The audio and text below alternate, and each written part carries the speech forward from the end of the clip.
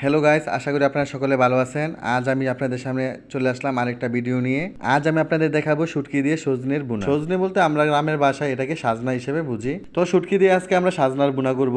এই সাজনাগুলো আমাদের গাছের, আপনারা আগের ভিডিওগুলোতে দেখেছিলেন সাজনা পাতা দিয়ে আমি নানান রেসিপি তৈরি করেছিলাম।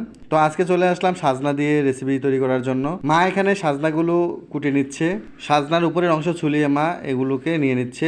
আমাদের কাছে সাজনাগুলো দেখতে মাশাআল্লাহ অনেক সুন্দর হয়েছে, আপনারা ভিডিওতে অবশ্যই দেখতে পারছেন, অনেক মোটা মোটা হয়েছে। তো মা এখানে সাজনাগুলো কেটে নিল। এখন মা শুটকিগুলা ধুয়ে নিচ্ছে, শুটকির উপরে যে ময়লা অংশগুলো আছে এগুলো মা ফেলে দিচ্ছে।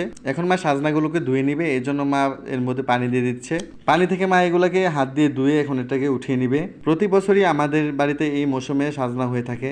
মা সাজনা রান্না করার জন্য পেঁয়াজ আর রসুন ছেঁচে নিচ্ছে, আর এইদিকে মা একটা কড়াই বসিয়ে দিল, আর কড়াইয়ের মধ্যে মা তেল দিয়ে দিচ্ছে। সাজনা তরকারি রান্না করার জন্য মা প্রথমে শুটকিটা ভেজে নেবে, আর এই জন্য তেলের মধ্যে দিয়ে দিবে পেঁয়াজ আর রসুন বাটা, এরপর দিয়ে দিবে এর মধ্যে শুটকি। তো এখানে শুটকি দেওয়ার পর মা এটাকে নেড়ে চেড়ে নিচ্ছে। 2 মিনিটের মতো এইভাবে নেড়ে চেড়ে রাখার পর মা এর মধ্যে মশলা দিয়ে দিচ্ছে, সাথে দিয়ে দিবে পরিমাণ মতো পানি। মা মশলা হিসাবে এখানে হলুদ গুঁড়া, মরিচ গুঁড়া, হজের গুঁড়া, পরিমাণ মতো লবণ দিয়ে দিচ্ছে। মশলাটা কষে গেলে মা এখন এর মধ্যে সাজনাগুলো দিয়ে দিবে। কুটে রাখা সবগুলো সাজনা মা কড়াইয়ের মধ্যে দিয়ে এখন মশলার সাথে মিশিয়ে নিবে। এর জন্য মা একটা চামচ দিয়ে বারবার এটাকে নেড়ে চেড়ে নিচ্ছে।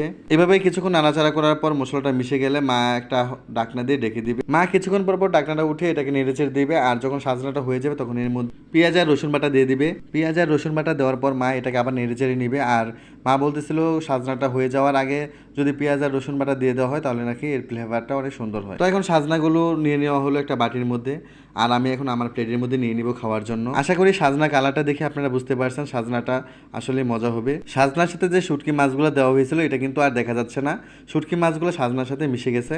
তো আমি এখন এক লুকমা মুখে নিয়ে নিলাম, আর সত্যি অসাধারণ হয়েছে আজকের এই রেসিপি। তো আজ এই পর্যন্ত, সবাই ভালো থাকবেন, আল্লাহ হাফেজ।